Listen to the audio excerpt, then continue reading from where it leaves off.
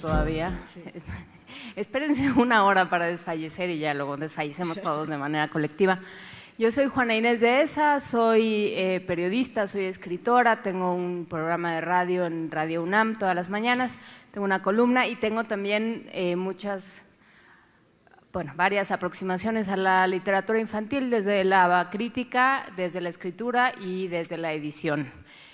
Y pues el día de hoy me toca conversar y acompañar a Pilar Lozano, que bueno, es bogotana, nació en 1951 y nos viene a plantear un asunto que a mí me parece muy interesante. Decía mi papá, y bueno, dicen muchos teóricos, que la infancia es algo que se ha inventado. Mi papá concretamente decía que la infancia se había inventado en la Revolución Industrial. No necesariamente, hay muchos críticos que van y vienen, pero lo que sí coinciden es que la infancia es una construcción de los seres humanos y como tal también es una especie de privilegio, aquello que entendemos por la infancia, aquello que entendemos por los niños, con sus derechos, con sus posibilidades, con sus temas, sus inquietudes, aquel derecho que tienen a ser protegidos, a ser cuidados, se pierde, es algo que se pierde de manera muy salvaje y es casi de lo primero que se pierde en una sociedad desigual y en una sociedad asaltada por la violencia, por la guerra, por el hambre.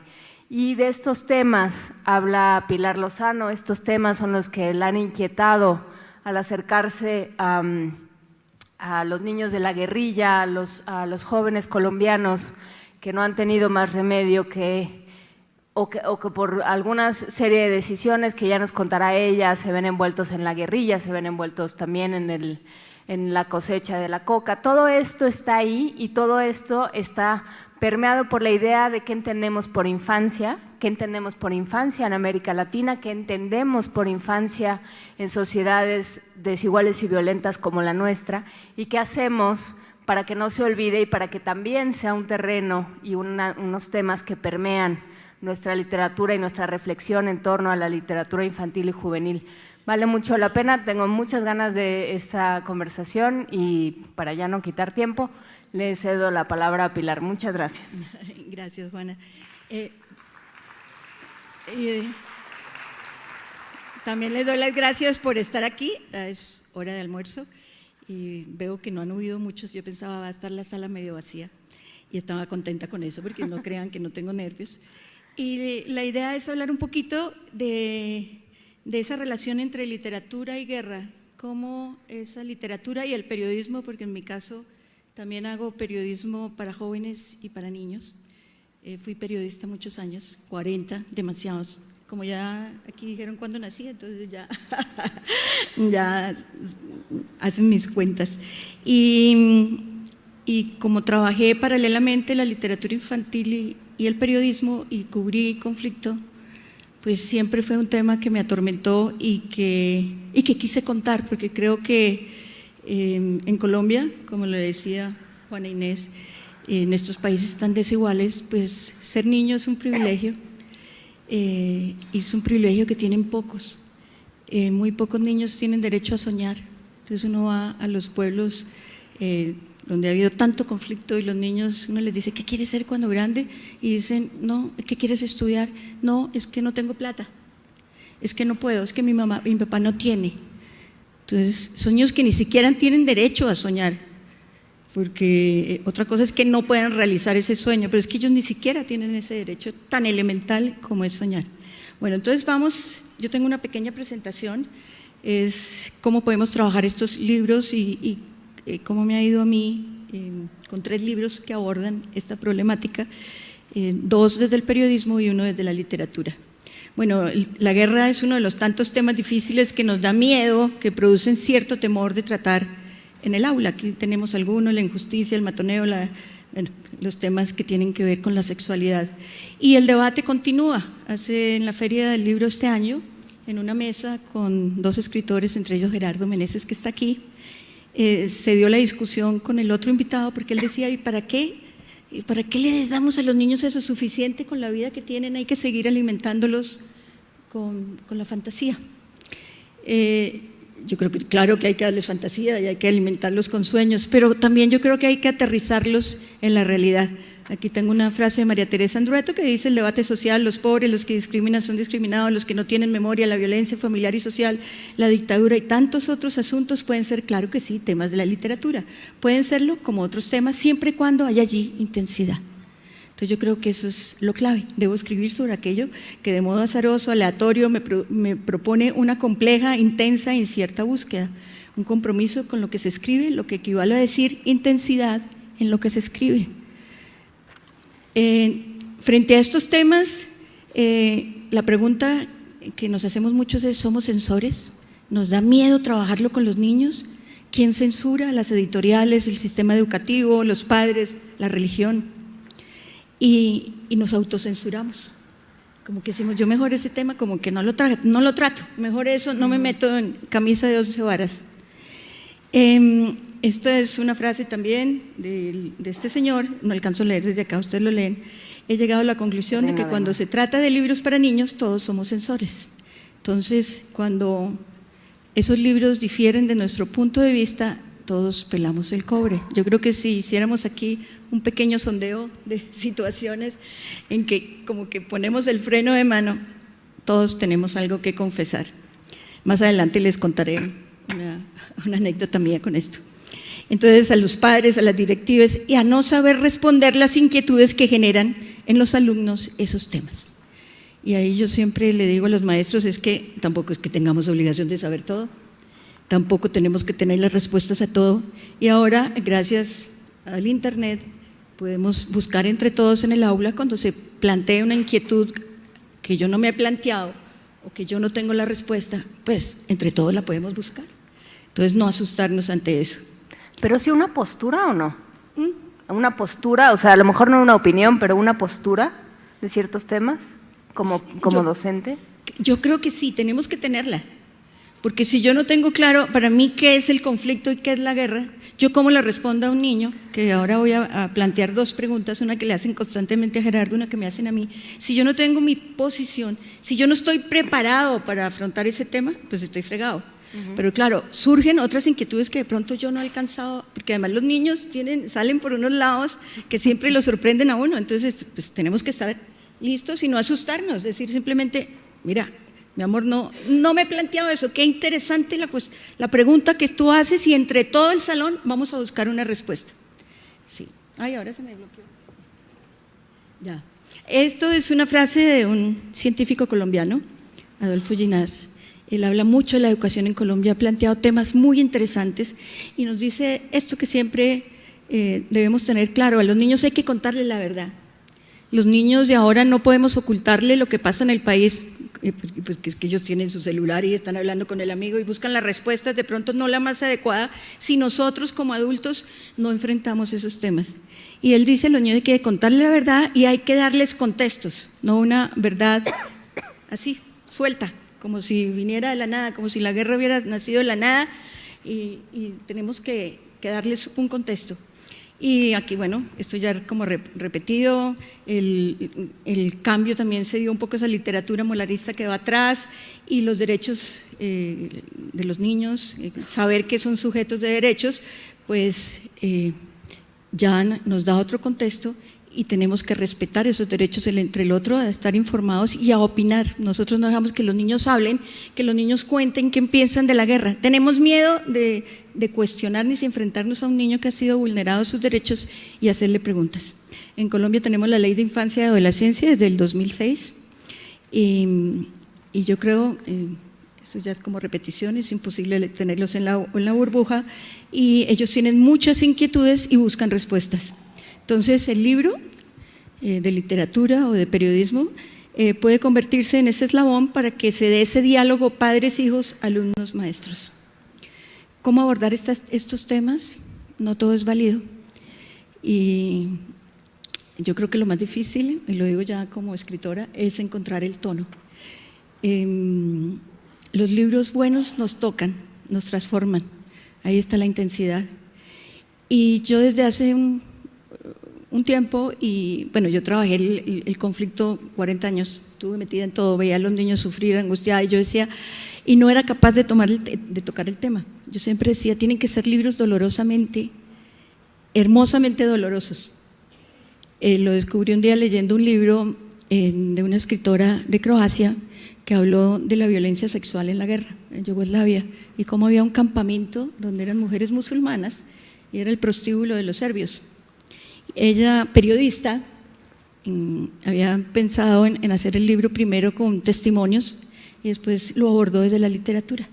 Y yo al final de leerlo decía yo, ¿por qué siento como una sensación de placer leyéndolo siendo una cosa tan terrible? ¿Por qué? Porque es hermosamente escrito. Entonces tenemos que sentir ese placer estético que nos da la literatura. Creo que son libros que hay que trabajar muchísimo, no pueden ser fruto de una improvisación, porque terminan siendo un panfleto, creo yo. Entonces tienen que ser hermosamente dolorosos, y ahí el problema y como la rigurosidad al abordar estos temas. Y libros que nos hagan pensar, que nos hagan poner en los zapatos del otro. Aquí es una frase de Belio Rosero, un gran escritor colombiano que tiene un libro que nos muestra la guerra, es para adultos, que se llama Los ejércitos. Y yo creo también que depende de la edad de los niños, debemos darles determinados libros, pero de todos los temas podemos hablar con ellos. Este es un ejemplo del Árbol Triste de Triunfo Arciniegas, es una metáfora sobre la guerra, es precioso. Es 3 pájaros que llegan a un árbol en la casa de una niña, luego se van, luego vuelven despelucados, tristes, y ellos después se enteran de que en el país de donde ellos vienen hay guerra y la guerra continúa. Hay frases muy lindas que podemos trabajar con los más pequeños. Esto ya más o menos lo hemos dicho, que lo dice también María Teresa Andrueto, se producen muchos libros direccionados, carentes de toda ambigüedad, que reclaman una única interpretación y esquivan toda la complejidad del sentido. La guerra es compleja, la guerra no es en blanco y negro, entonces no pueden ser libros planos. Yo creo que tienen que tener conflictos, emociones, y eso hay que trabajarlo. Ahora sí llegamos al tema de la guerra, una realidad que se hizo vieja, sobre todo en Colombia. ¿Para qué leer sobre la guerra? En este momento, ustedes saben, estamos tratando de encontrar la paz, estamos tratando de construirla en medio de muchas dificultades. Y en muchos colegios se está tratando de abordar el tema con los niños y con los jóvenes. Hay algunos colegios que lo han adoptado como una tarea muy importante y otros que todavía están muy temerosos. Entonces, ¿para qué sirve? Para ponernos en los zapatos del otro, para entender las emociones ajenas, apreciar el mundo desde otros puntos de vista, valorar lo que tenemos, entender el valor de la paz. Colombia está muy dividido, hay demasiados odios y yo creo que sí, el foco de la prensa y del conflicto siempre ha estado más encaminado hacia el horror que produjo la guerrilla que otros grupos armados y que la corrupción.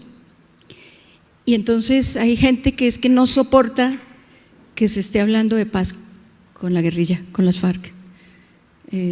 Son asesinos, son monstruos, el país se lo estamos entregando a la guerrilla, y son conceptos que repiten los niños en el colegio porque es lo que se ve en televisión, es lo que dicen los adultos y ellos sin ningún argumento lo repiten.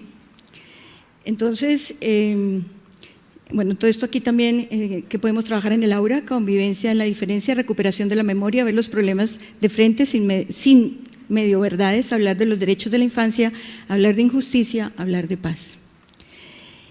Colombia está dividido, hay una Colombia rural y otra urbana. Los de la Colombia en la ciudad pues dicen lo que acabo de contar, que los guerrilleros son un monstruo y la guerra es en blanco y negro y hay buenos y malos. Y los niños del campo dicen esto: la guerra es maluca, es puro matar. Del puro susto los animales salían despavoridos buscando los claritos, lejos, y las bestias paraban oreja con el ruido de las balas. Eso lo dicen estos niños que están en esa fila. Esto es en una biblioteca veredal. En Colombia se está haciendo, yo creo que es una de las cosas más bellas que están ocurriendo, es que se está construyendo paz a través de los libros. en las zonas donde la guerrilla está haciendo su tránsito a la vida civil en los campamentos, ahí cerca, a veces muy cerca del campamento, otras como en el corregimiento cercano, se llevaron bibliotecas móviles.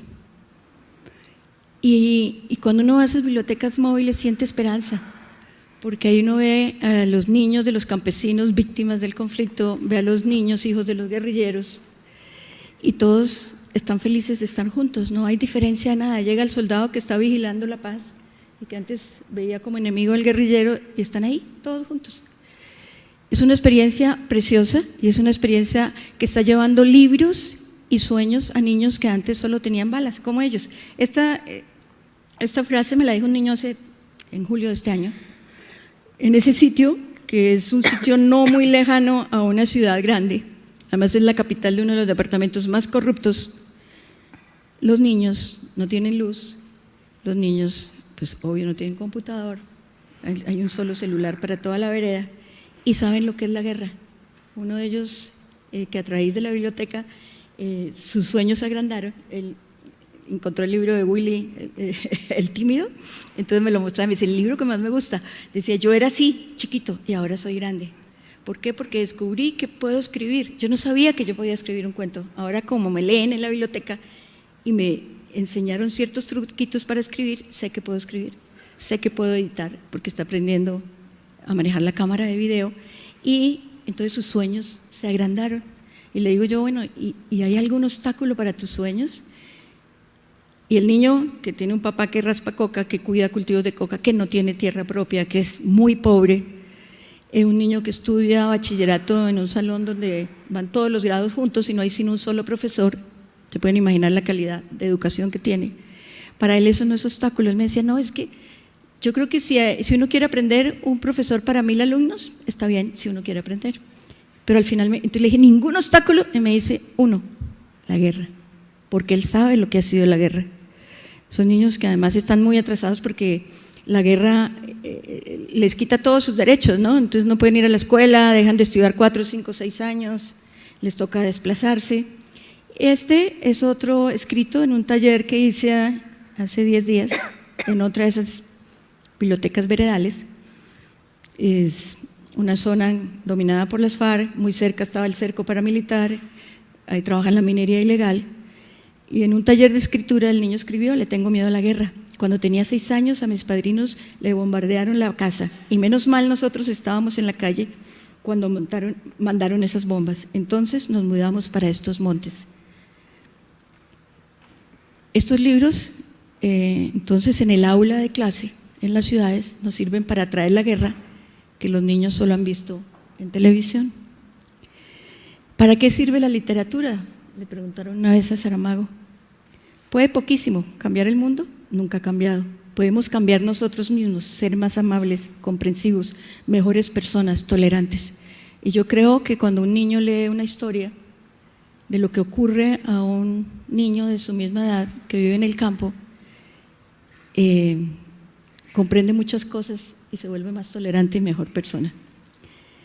Estos son títulos de libros. Casi todos los que están ahí son colombianos, muchos escritores estamos tocando el tema. Tengo solamente 2 que son de fuera. El enemigo, que me encanta porque además de eso que tú me decías, uno tiene que tener un concepto de qué es la guerra, entonces yo siempre empiezo a eso, ¿por qué nacen las guerras? ¿Quién nos convierte en enemigos? Porque un día, si somos hermanas y vivimos en el mismo caserío, un día tú resultas ser mi enemiga y mi único objetivo es matarte y tu único objetivo es matarme a mí cuando fuimos hermanas. Y eso es lo que ocurre en Colombia. Todos los muertos de la guerra son hijos de campesinos. Todas las tropas, guerrilleros, paras y ejército son campesinos que un día fueron amigos y que alguien, porque siempre se alimentan esos odios desde fuera, los convirtió en enemigos. Ese libro es maravilloso, un libro álbum donde nos muestra esa realidad. Son 2 seres humanos iguales que por alguna razón se convierten en enemigos. Esto es lo que les decía, las preguntas en el libro de Gerardo Meneses. se me olvidó el nombre, La luna en los almendros, que es precioso, que muestra cómo en una vereda están los niños en la escuela, llega la guerrilla, entregan unos panfletos, el niño los guarda en su mochila y después en un retén militar le encuentran al niño el panfleto y acusan a la familia de ser guerrillera y tienen que desplazarse. Entonces a él le han preguntado, un niño de un colegio de oficiales le preguntó a Gerardo Meneses, en su libro El ejército es el malo, ¿qué pasa cuando es un papá soldado al que matan? A mí me preguntan muchas veces si usted hubiera vivido situaciones como las de sus personajes, ¿se habría ido a la guerrilla? Tan como, sí. Este es un libro de Daniela Perumo, una italiana que escribió sobre este horror nazi, y ella siempre en escritos que ha hecho sobre el tema cuenta que no se trata de contar los hechos escuetamente, detalladamente, sino que le deja a los niños como preguntas, inquietudes, ¿qué haría si? ¿Cómo me hubiera sentido si? Y dice que en sus libros no hay cámaras de gas, pero sí hay una cantidad, ese horror está mostrado a través de un niño. ¿Por qué mi amigo no me saluda? ¿Por qué me expulsan de la escuela? ¿Por qué el vecino me insulta?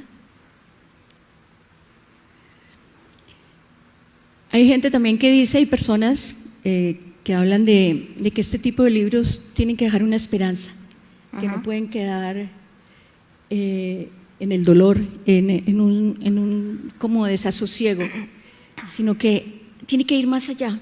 Me pasó a mí, es mi experiencia con este libro que se llama Era como mi sombra, que es una novela juvenil sobre dos niños que están en la guerra. Aquí les escribo, esta es la versión que yo tenía inicial y oigo clarita la sentencia. El final es que los dos huyen, se vuelan de la guerrilla, los desertores de la guerrilla, el castigo es la pena de muerte. Entonces uno de los dos logra esconderse, el otro lo cogen y no lo sapea, por más de que le dicen, ¿y usted dónde está su amigo? Y él no lo sapea, no lo sapea.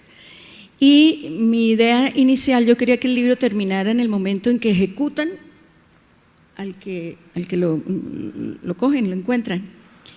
Y este era el final que tenía. Entonces yo pongo al que se salva, que claro, no ve el juicio que le hacen a su amigo, pero él se lo imagina.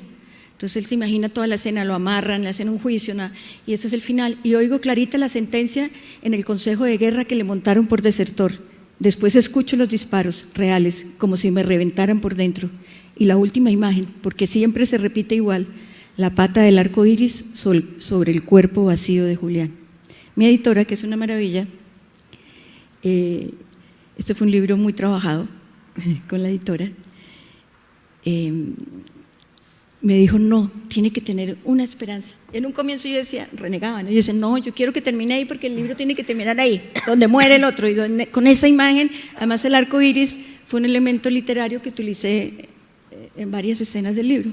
Entonces ahí, y mi final era ahí, y yo estaba, eso que uno dice, y no, y uno se rancha y dice, y no lo cambió. Y este final me llegó, además, era como mágico. Mafe me señalaba y me decía, mire, este párrafo tiene como mucho periodismo. Y yo decía, no, y a los 3 minutos, ¡pam!, se me venía una idea. Era mágico. Y esto también fue muy rápido, pasé muy rápido de decir no, a encontrar la fórmula que además me gustó muchísimo. Después de que ve la imagen de Julián con la pata del arco iris, el muerto, entonces él, que es un personaje que tiene 17 años, dice, intento salir de esta pesadilla, cierro los ojos y pienso con fuerza en mi sueño. Así, decía mi tío, se atraen con la mente los buenos deseos y se espantan las angustias. Yo, dueño de un pedazo de tierra en la montaña, bonito, con agua por todos lados, para no andar de tumbo en tumbo como le tocó a él, andariego, recoja un día café, otro algodón. Toca madrugar para coger la mota cargada de rocío de la mañana, así pesa más, me contaba. Yo, convertido en un hombre que presiente los peligros y se escabulle a tiempo para hacerlos como hacen los animales. Yo, parado frente a un espejo, mirándome, vestido con camisa de manga larga, mermándome la barba con tijeras como hacía él. Yo, cargando todo el día un bolso con las cosas importantes, un espejo, una peinilla, cigarrillos y una Biblia pequeña para rezar el Salmo 91, como lo hacía mi tío cuando se sentía desprotegido. Sí, como él. El tío Es un personaje importante en el libro, es miliciano de las FARC, apoyaba a la guerrilla, un campesino muy inteligente, un campesino que creía que las cosas tenían que cambiar, que eran demasiado injustas. Termina con la guerrilla, después también se desilusiona de la guerrilla y entonces, como la figura paterna del protagonista es él, porque el papá se va después de una muenda que le da a la mamá, él termina siendo la figura fuerte de la infancia del personaje de la novela. Entonces, creo que a mí me gustó el final, deja esa esperanza, además muestra también un poco lo que los guerrilleros quieren. El guerrillero es campesino, el guerrillero anhela un pedazo de tierra, y ese es uno de los problemas más graves que tenemos en Colombia. El problema de la tierra ha sido siempre el detonante de las guerras y el país no quiere cambiar. La cifra es espantosa, algo así como el 90% de la tierra cultivable en Colombia pertenece al 10% de los dueños. Sí. Y si eso no cambia, el país no va a cambiar. Y es de los puntos que han sido más difíciles y que seguimos, y los que son dueños de la tierra, los terratenientes, no quieren ceder. Bueno, entonces ya aquí esto es como lo que es el libro, que es la amistad de los dos, y termina con un sentimiento de culpa, porque a mí lo que más me impacta de conocer ese tema es las cargas que cargan estos sardinos que han estado en la guerra, que no son culpas como la de haberse volado con la novia, de decir mentiras, volarse de la casa, sino tener en su conciencia muertos, porque en la guerra uno mata, porque en la guerra pues si a uno le dan un arma es para matar y para defenderse, y a veces para matar a gente inocente, que es lo que más les pesa. Les toca ejecutar, les toca disparar a personas que conocieron en el pueblo, al papá de su amigo de la escuela, porque supuestamente la guerrilla o los paras deciden que son sapos. En el libro, este libro, que se llama Crecimos en la guerra, que son crónicas, cuento la historia de un niño paramilitar que a los 15 años, él entra a los 13 años al paramilitarismo, y a los 15 le toca fusilar a un amarrado. Los dos grupos tenían la misma táctica, amarrar al que lo acusaban de algo, lo tenían amarrado a un árbol, después le hacían el juicio y lo ejecutaban. Entonces a él, para probarlo, ya había estado en combate, pero como todos dicen, es que yo en combate no sé si lo maté o no lo maté, y además es él o soy yo, pero cuando me toca matar a un desarmado, entonces esas pesadillas los persiguen, y creo que a medida que pasa el tiempo se hacen más grandes. Este libro, por ejemplo, lo escribí después de casi 13 años de conocer el tema, de 13 años de pensar que quería hacerlo a través de la literatura. Lo hice mucho a través del periodismo, porque no me sentía preparada para abordarlo. Aquí les cuento, cuando peleé el cobre yo, que llegué a un colegio. Este libro, de cómo era como mi sombra, está planeado para niños de 15 años, a partir de los 15 años. Y una vez llegué a un colegio y yo dije, listo, son los niños de octavo, y me dijeron, no, son los de primero bachillerato. Y yo me escandalicé. ¿Cuántos años tienen? 10, 11 años, y yo absolutamente escandalizada. Les dije, pues es el colmo, ese libro no es para ellos, ¿cómo se les ocurre? No sé qué. Y la profe me dice, no, es que yo los conozco, ellos tienen muchas preguntas sobre la guerra, muchas inquietudes, y yo sé que es necesario que ellos se lean ese libro. Y lo hizo, lo trabajaron durante un año, y me invitaron al final de curso a ver el trabajo que habían hecho. Y realmente es sorprendente. Yo le decía a la maestra, usted es una maravilla, ¿cómo lo trabajó? ¿Cómo logró lo que logró? Bueno, hicieron teatro, hicieron canciones, pero hay dos cosas que me gustaron muchísimo, que son que antes de leer el libro, ¿qué pensaba y ahora qué pienso de los niños que están en la guerrilla? Entonces habían carteleras, y aquí podemos leer una que dice, a veces no hay otras, espérate que aquí, la guerrilla se lleva a todos los niños a la fuerza, porque eso es también algo que se ha dicho mucho en los medios. Los niños son reclutados a la fuerza. Yo creo que es una minoría la que es reclutada a la fuerza. Los niños se van porque no tienen otra opción, y además porque existe realmente una pasión por las armas atraen.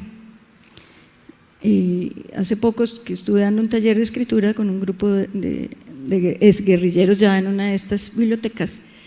Todos habían entrado siendo niños, uno de 10 años, y muchos de ellos me confesaban que había sido por eso, es que me atraían las armas, y además yo qué más hacía si no tenía con qué estudiar, y las armas nos dan poder, y soy alguien importante, porque de resto no soy nadie, en la guerra soy alguien, y puedo llegar a mi vereda armado, y yo con 10 años con un fusil, y le doy órdenes a los cuchos, y los cuchos me obedecen. Entonces la guerrilla se llevaba a todos los niños a la fuerza, y lo que piensan ahora, ay, espérese que ahora me perdí, ay, me perdí. Espérese que me perdí. Entonces, aquí decía, se lleva a todos los niños y a veces no hay otra opción y los niños deciden irse. ¿Qué es lo que pasa con estos dos protagonistas, que son dos personas reales, que sin tener, al protagonista, que es el sobrino del miliciano, el miliciano los mata el ELN, que es otro grupo guerrillero, y él se queda sin quien lo apoya en el estudio y decide irse a la guerrilla. Y el amigo también se va a la guerrilla porque después, casi siempre se llama Era como mi sombra, porque es la historia de una amistad además que literariamente es muy atractiva porque son dos personas completamente distintas. El uno es el más brillante, inteligentísimo, se cuestiona todo, y el otro es absolutamente elemental y hacía siempre lo que el otro hacía, era como mi sombra. Entonces siempre el uno opinaba y el otro hacía. Entonces el uno se va para la guerra, en un comienzo el amigo no se puede ir porque tiene a la mamá y a la hermana y no puede irse, está la mamá enferma, pero después la mamá consigue novio, consigue mozo, y el mozo entonces no lo quiere, empieza a maltratarlo y él decide irse para la guerrilla. Entonces, esto cuando los niños lo leen, como que se identifican con estos personajes, entienden una realidad distinta a la que ellos tienen, y estas son frases que me han dicho: gracias por sacarme de mi burbuja, en el pueblo de mi abuela hay niños así. Hay una cosa que me ha sorprendido y me gusta porque el libro está escrito en primera persona. Yo creo que también por eso me demoré tanto en escribirlo. Yo quería que fueran ellos, es la historia de ellos, no la mía. Y en algunos momentos me tocó buscar campesinos y yo les hacía preguntas para robarme sus palabras.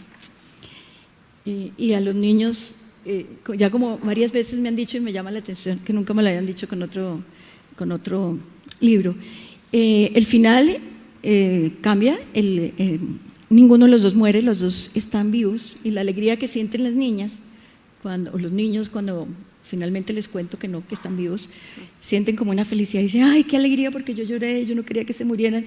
Entonces hay una empatía con esos monstruos que es como la idea generalizada que hay, es que todos los guerrilleros son unos monstruos espantosos. La guerrilla sí ha hecho cosas espantosas, pero volviendo a lo que tú me decías, bueno, ¿qué concepto tengo de la guerra? Yo creo, el Papa, ahora que estuvo en Colombia, no soy católica ferviente ni nada, pero las cosas que dice el Papa, hay cosas muy chéveres.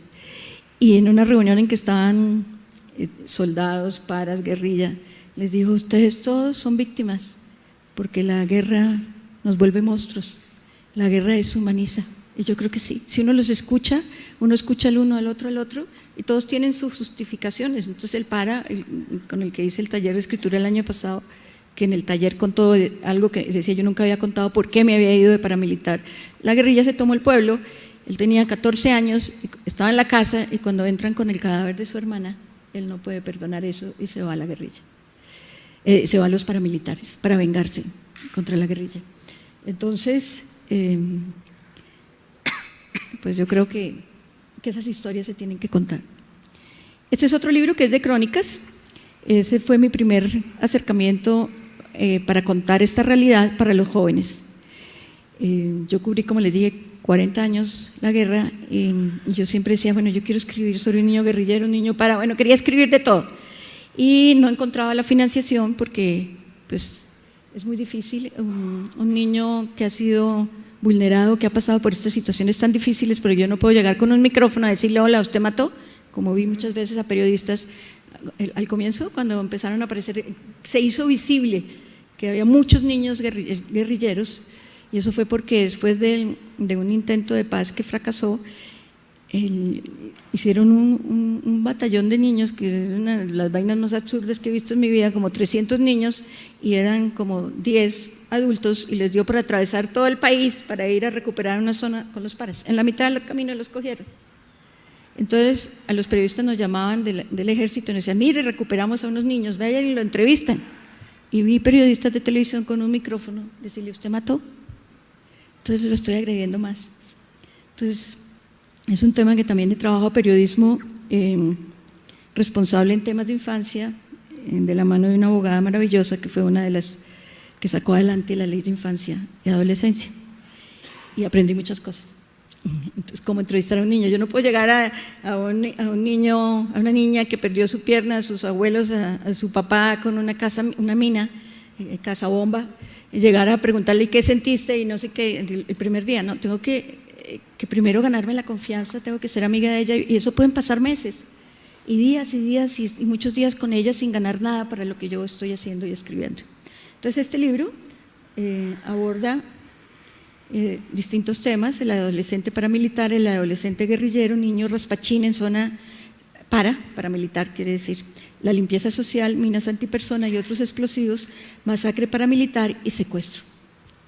Y están contados desde los niños. Yo creo que también es un poco, y lo vi con estos talleres, tenemos mucho miedo a preguntarle a los niños, y ellos tienen derecho a expresarse. Yo hice talleres cuando salió la ley, con esta amiga abogada hicimos talleres para que los niños conocieran sus derechos, y en una comunidad muy golpeada, tenían todo tipo de problemas, los niños lo que más sentían era que no los dejaran expresar. Entonces decían: es que mi mamá no me deja hablar, el profe yo voy a hablar, y me dice: usted no sabe, nadie me deja hablar. Aquí en este libro lo que hice fue escucharlos y abordar temas, aparentemente, por ejemplo, de la limpieza social. Yo no sé si ustedes, aquí se usa eso, la limpieza, es espantoso. La limpieza social se da en los barrios más pobres, y hay una mezcla ahí entre la policía, la gente pudiente, los comerciantes del barrio. Entonces matan a todos los que les parece que pueden hacer daño y que pueden estar en una banda, y que ellos deciden quién muere y quién no muere. Y este tema lo toqué en mi libro. Me fui a un barrio muy pobre en Bogotá, es una zona donde termina Bogotá y empieza otro municipio donde está lleno de desplazados, y bueno, yo era incapaz de abordarlo, ninguno de los temas lo abordé desde el comienzo. Utilicé mucho la literatura para llegar a ellos, para que los niños empezaran a hablar. Aquí fue a través de una ONG que les hacía talleres. Yo no llevaba sino un día en el barrio, la que sabía qué quería hacer yo era la del taller. Y el segundo día me encontré con una de las niñas y me dijo esto es el comienzo de este capítulo que se llama No somos basura. Jessica odia los viernes y los sábados. Esos días en las lomas donde vive hay limpieza. Y limpieza quiere decir que unos hombres armados suben por esos despeñaderos y empiezan a dejar muertos por ahí. Yo me he puesto a pensar que está mal decir limpieza, como si hablaran de basura. Lo dice con su voz suave, como un susurro. No es una idea que acaba de inventar, le sale de muy dentro, del alma. Está sentada en la puerta de una casa, casi la única de material, en una calle empinada de tierra, sin andenes, que sirve de comedor comunitario en una de las 30 barriadas de los Altos de Cazuca. Entonces ahí, sin yo haberle, eso fue el segundo día, estábamos ahí sentadas y la niña me hizo una descripción de qué era la limpieza social, y esa rabia y ese dolor que tenía dentro de pensar que los trataban como basura. No somos basura. Una niña de 10 años con esa reflexión, y nosotros pensamos que ellos no tienen concepto sobre la guerra, que ellos no saben lo que les está pasando, que ellos no lo saben interpretar. Entonces yo creo que sí, es una necesidad de darles voz. Y todos, este es el niño paramilitar, el día que le tocó matar a otro. Eso no es fácil de contar, lo marca a uno en la vida, no se puede borrar. El condenado estaba de espaldas. Yo le pedí a los muchachos que no lo dejaran voltear. De verle la cara no hubiera sido capaz. Apunté, disparé y sentí un dolor en el estómago. Vomité ahí mismo hasta lo que no tenía. Y este es el mismo niño que cuenta antes, es desplazado, porque en casi todas las historias hay desplazamiento, hay maltrato familiar. Y él cuenta cómo cuando sale, él vivía con sus abuelos, en una finca donde había paramilitares, sus papás y su mamá los abandonan, él vive con su hermano al que quiere mucho, finalmente el abuelo es muy pobre, toca dividirlos, entonces él se queda, el pequeño se queda con los abuelos y el mayor lo mandan a la ciudad de un tío, a un barrio, a ese barrio donde está la historia de la basura, no somos basura. Entonces el desplazamiento, el rechazo porque ser un niño del campo, porque habla distinto, porque se siente muy atrasado, porque la escuela pues no es la misma que puede encontrar en la ciudad. Estas son frases de niñas jóvenes que han leído la historia, este libro, que es duro. Es una obra que me hace entender que Colombia es un país con más indiferencia que riquezas. En este país, aunque no, bueno, eso ya no puedo decir que este libro me cambió, pero sí me di cuenta que no puedo mirar al mundo con ojos que no ven. Es un tema que se repite mucho, como que me sirvió para no ser indiferente. Colombia es muy indiferente. Cuando yo escribí ese libro me acuerdo que lloré demasiado y sentía rabia, porque yo decía, ¿cómo así que todo esto pasa y a nosotros no nos importa? Es que son los niños, son los jóvenes. Es eso, la infancia es un privilegio en este país y darse uno cada vez más cuenta de que eso es una realidad. Y estoy hablando mucho. Ya voy a terminar. Esto también genera muchos debates. ¿Qué responsabilidad nos cabe a los supuestamente buenos, los que jamás hemos empuñado un arma? ¿Qué podemos hacer para que esto no se repita? Si no fuera un país tan corrupto, si el Estado no se hubiera preocupado por el campo, tantos niños se hubieran ido a la guerra. Es hacerle otros cuestionamientos para que ellos reflexionen y se quiten de esas ideas fijas que nos han vendido en la radio, en la televisión y los políticos. Estos son frases de Sergio Andekrain, donde pues cuando yo leo esto que me dicen los niños, inmediatamente pienso en lo que él ha repetido muchas veces. Hace una semana, en un colegio que se leyeron este libro, un colegio público, niños pobres, niños con muchos conflictos, el profesor me dice al comienzo, a mí me dio miedo, yo no quería que los niños leyeran ese libro porque es muy duro y más de la guerra. Y al final me dice, no, yo estoy feliz con el resultado, se identificaron con muchas de las problemáticas, la pobreza, el no futuro, y esos niños se sienten afortunados comparándose con los que les ha tocado ir a la guerra. Esto también es de Sergio Andekrain. Este es otro libro, Historias de un país invisible. Esto ya son historias reales de niños reales, también es periodismo para niños más pequeños. Eso fue una apuesta también con Mafe, cómo escribir periodismo, mostrarle la realidad, porque creo que el periodismo es una herramienta interesante porque al niño le gusta saber que las historias son de verdad, entonces lo impactan más. Entonces son historias aquí, soy un desastre con esto, ahora me fui para donde no era, no. Eso mire, ya los despaché a que se vayan a almorzar rápido. Volvamos a cantar en nuestra lengua es la historia de, aquí las fotos de abajo, eso es en el Cauca, es una región indígena, una de las poblaciones indígenas más grandes, los Nasa, son muy organizados, ellos tienen una guardia indígena y han logrado rescatar a muchos de los niños que se van para la guerra. En esa zona era tan normal irse para la guerrilla que una vez una profe me mostró una carta que a mí me parece increíble, porque es que uno dice, en la ciudad no se imagina uno que eso pueda pasar. Entonces era una disculpa de una mamá, señora rectora, esta para informarle que mi niña se fue para la guerrilla, cuando podamos rescatarle, vuelve, como diciendo, señora rectora, la niña tiene fiebre, hoy no va al colegio, cuando le pase la fiebre, vuelve. Y eso uno dice, no puede ser, pues es. Entonces, en esta zona, en las fotos de abajo, era una vereda de Toribío, que es la población donde la profe me mostró la carta. Esa vereda no tenía sino primaria, y los profes me cuentan que el 90% de los niños terminaban la primaria, no tenían plata para ir al pueblo a seguir estudiando y se iban para la guerrilla. Y entonces un día los profes se pusieron a pensar qué hacer, y armaron un bachillerato, pero un bachillerato con unas características muy especiales para atrapar a los niños, por lo que ya les dije antes también, es que los niños se van también porque allá son personas, allá son alguien, entre comillas. La guerra les da una identidad que la legalidad no les da. Nosotros los despreciamos, ¿no? Entonces el pobre no vale, y el pobre no tiene sueños, no tiene opciones. La guerra, eso, como me decía uno, es que yo allá le decía hasta los cuchos hagan esto y lo hacían. Entonces, en este colegio, que se llama Sestiadero, la escuela se abrió, entonces no son solo los salones, sino las montañas, hacen recorridos, estudian biología en el campo y todo, y los recorridos en la montaña, los guías de esos recorridos son los niños que han estado en la guerra. ¿Por qué? Porque conocen la montaña, entonces los hace sentir importantes, que lo que ellos hicieron también sirve, que ellos tienen conocimientos valiosos que otros no tienen. Y si a un niño le gusta la música, entonces le dejan trabajar la música a las horas que quiera. Y así lograron sacar muchos niños de la guerra. Esta zona, ya hace 2 años, no hay conflicto. Hay zonas del país que hacen más tiempo, no hay conflicto. Aquí hace 2 años paró. Cuando los niños de Bogotá leen la historia, entonces dicen, no puede ser, a los niños les tocaba correr y esconderse cuando pasaban las balas, sí, porque las balas pasaban ahí por el campo de fútbol y por todos los lados, y ya había un salón donde se refugiaban mientras pasaba la balacera. Eso es una zona de montañas, entonces en un filito se hacía la guerrilla, en el otro filito el ejército, y eso pues las balas por encima de la escuela. Y había rutas de evacuación, son colegios que tienen rutas de evacuación.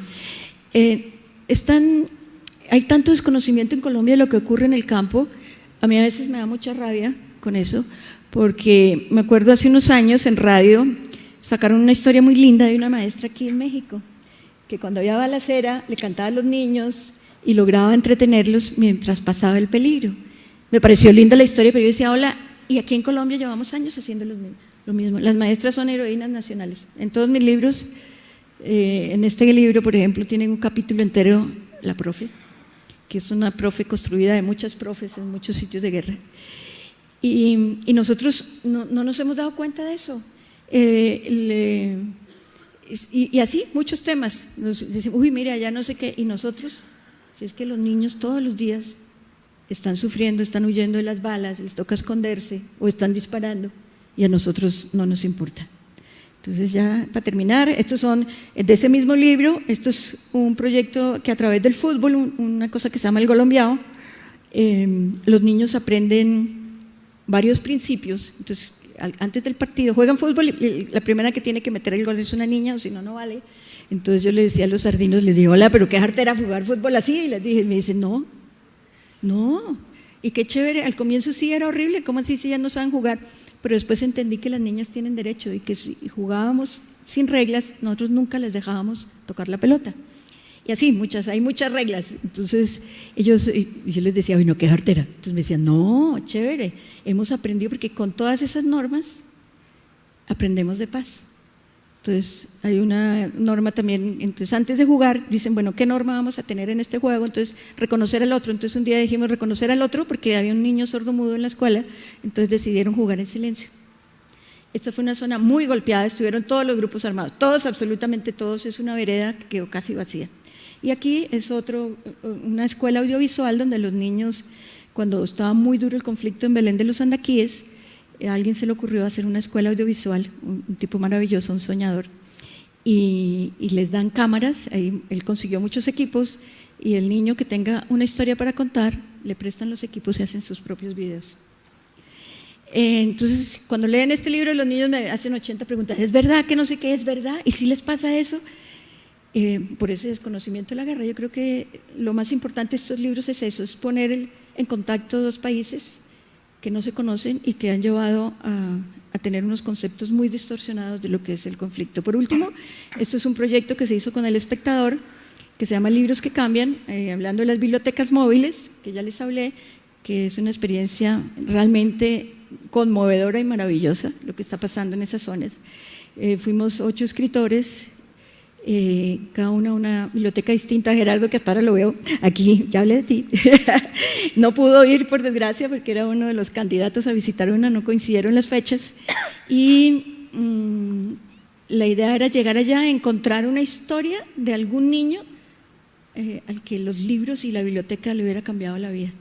Entonces hay historias preciosas, ya le conté la mía, y otra de Adriana Carreño muy linda, en que el asistente de la biblioteca, porque la idea es que los bibliotecarios que vivieron en la zona terminan su contrato ahora en diciembre, pero ellos capacitaron a una persona de la zona para ser bibliotecario.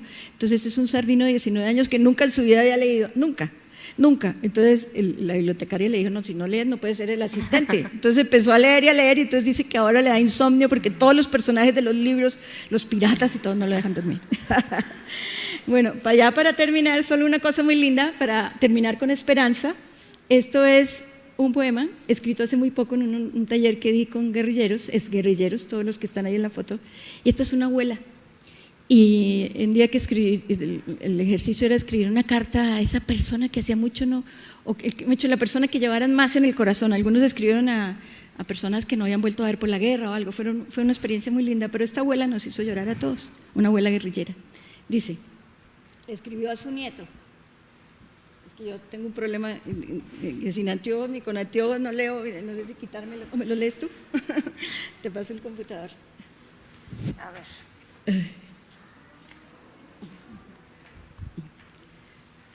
Creo que quieren que lo leas tú. El cable. No, bueno, ya creo que así, ya, si nadie respira muy fuerte, creo que lo podemos lograr. ¿Sí se ve? Sí. Sí. Naciste cuando se hacía un alto en el camino. Eres para mí el sello de la paz. Cuando llegaste a mi vida decidí luchar con más ahínco para que al lado de todos los niños tuvieras un futuro de paz. Sin estruendo de ráfagas, ni bombas, ni tiros de fusil. Quiero que los estruendos que escuches sean los truenos del cielo anunciando la lluvia, y las ráfagas sean de alegría en tus cumpleaños, y los tiros sean de juegos con las canicas de vidrio en los corredores de la casa. Dalida Mestizo, el 19 de octubre de 2017. Listo, bueno, ya terminamos. Si hay preguntas.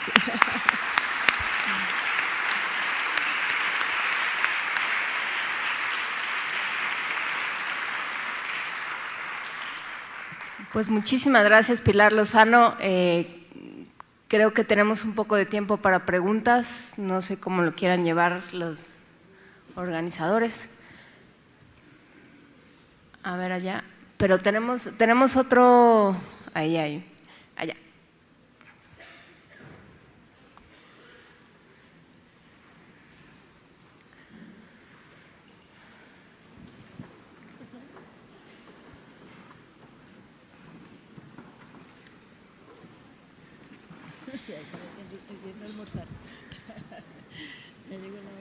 Sí. El año pasado, bueno, yo soy Liliana de Baja California, vivo en Mexicali. No veo dónde están. Pilar. Sí, ya. Ya. Y el año pasado yo tuve la oportunidad de hacer un recorrido por las bibliotecas de Medellín y me vine muy impresionada por dos situaciones. Una, que eran unas bibliotecas hermosas y que sí se veía un trabajo que había dado resultados, sobre todo en algunas de esas veredas que pudimos visitar. Pero también me vine con un pensamiento, porque nunca nos hablaban de los conflictos de los que nos has hablado tú ahora, pero yo ya lo sabía porque México es un país parecido.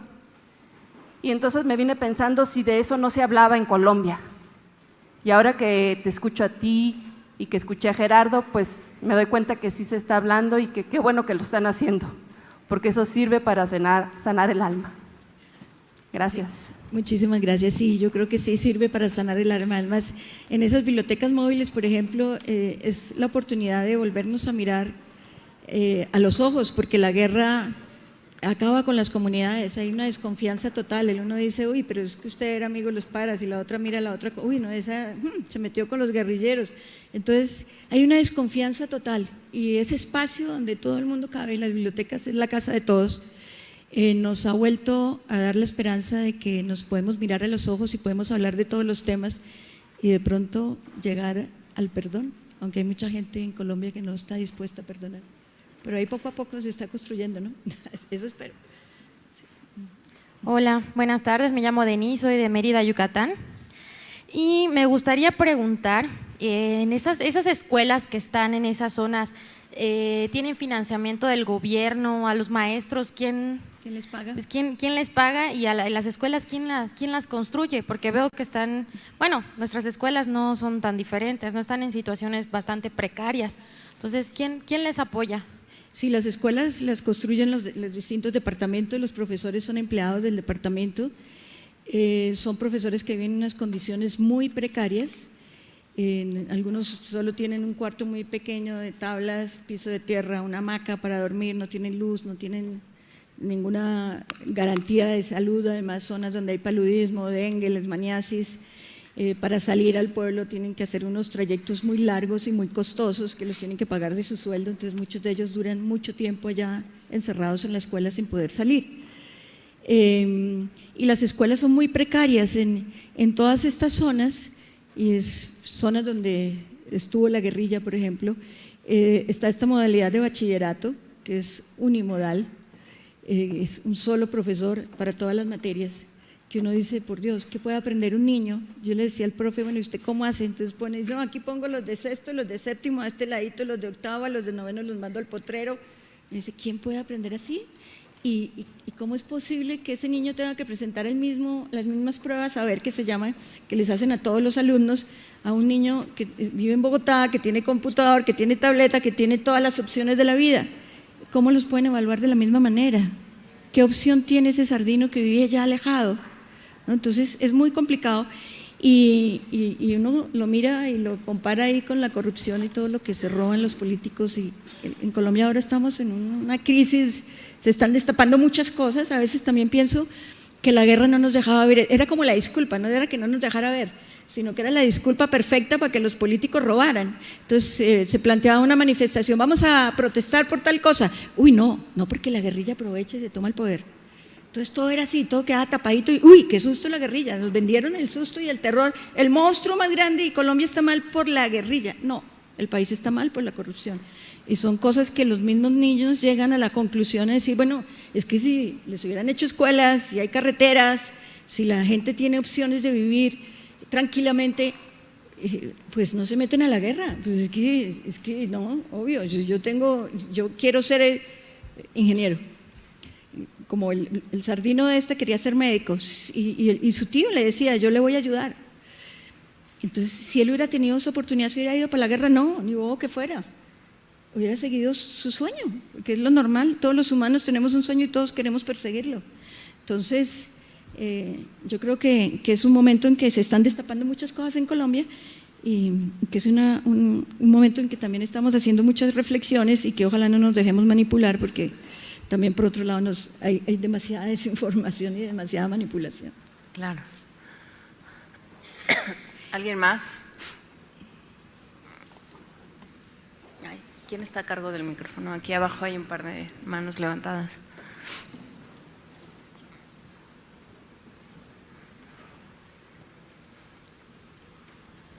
Gracias, soy Delia Sánchez de la UAM Iztapalapa. Es una pregunta para ti, Pilar, para Gerardo, que ya no encontré ayer, y un poco también para el auditorio.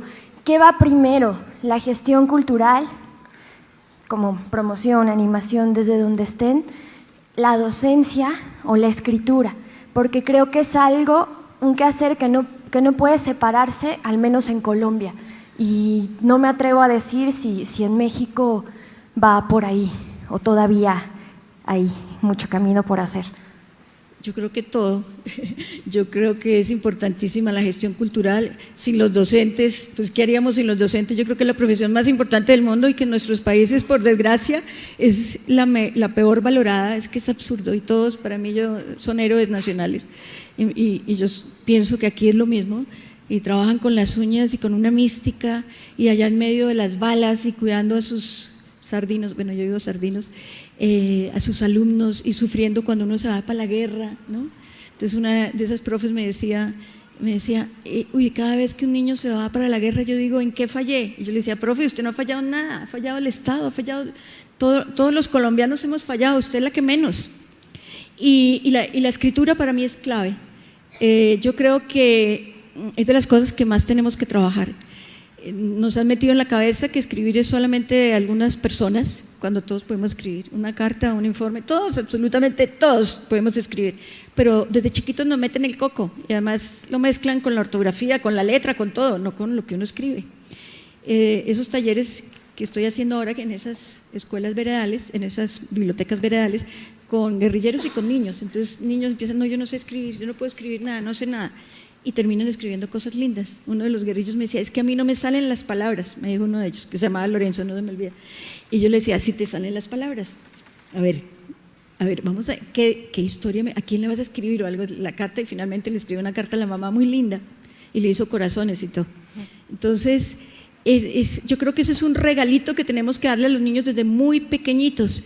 Hemos hablado mucho de ese amor por la lectura, que le leemos desde la barriga, que el niño se vuelve lector cuando la mamá le canta nanas y todo esto, pero se nos ha olvidado también trabajar paralelamente la escritura. Y eso lo tenemos que hacer desde que el niño tiene un lápiz y raya las paredes. Está escribiendo algo, está queriendo decir algo.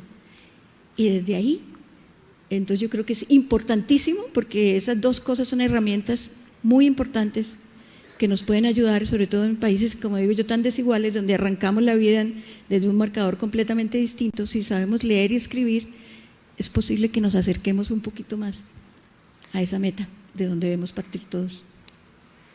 Sí, creo que en México también se han hecho, bueno, hay gente entre el auditorio que lo ha hecho de manera mucho más sistemática, el trabajo a través de la cultura escrita, la construcción de paz, la construcción de comunidades y de ciudadanos a partir de la cultura escrita. Valdría la pena echar un ojo al trabajo de salas de lectura. Creo que el trabajo de ciudadanización y de construcción de comunidades que se ha hecho en salas de lectura es importante. Y ahí a mí me gustaría preguntar, ¿qué pasa con por supuesto que los maestros en zonas de guerra son héroes nacionales? ¿Qué pasa con los maestros en zonas de paz? Bueno, en zonas que no están tomadas por la guerrilla. ¿Cómo logras que entren estos temas y que sepan deshacerse de sus prejuicios y trabajar con los niños? Bueno, yo, como decía al comienzo, hay colegios en Bogotá, por ejemplo, donde los maestros están muy preocupados. Entonces, hemos estado en varios con Irene Vasco, que es otra escritora colombiana, y nos llevan a que les contemos a los niños esas experiencias. Yo llevo muchas veces videos de las bibliotecas, de lo que están haciendo esos bibliotecólogos, y les cuento cómo trabajan los maestros, todo. Pero hay otros que les da miedo todavía, que es un tema que como que quieren eludir, aunque ya está establecida en Colombia la Cátedra de Paz. A raíz de todo este proceso, es algo que deberían hacer todos los colegios, que no todos los están haciendo, pero yo creo que sí, una gran cantidad están perdiendo el miedo y se está trabajando en este camino y se está entendiendo eso. Yo creo que es miedo, porque además subvaloramos a los niños y a los jóvenes. En el fondo es eso, es que cuando uno se enfrenta y habla de todos estos temas y se da cuenta de lo que ellos dicen y lo que opinan, uno dice, bueno, me retiro porque es que ellos tienen más claro el panorama que nosotros. Entonces, sí, yo creo que ahí vamos. Pues almorzar. Almorzar. Muchísimas gracias, Pilar Muchas Lozano. gracias. Gracias a todos ustedes. Ay, Felicidades.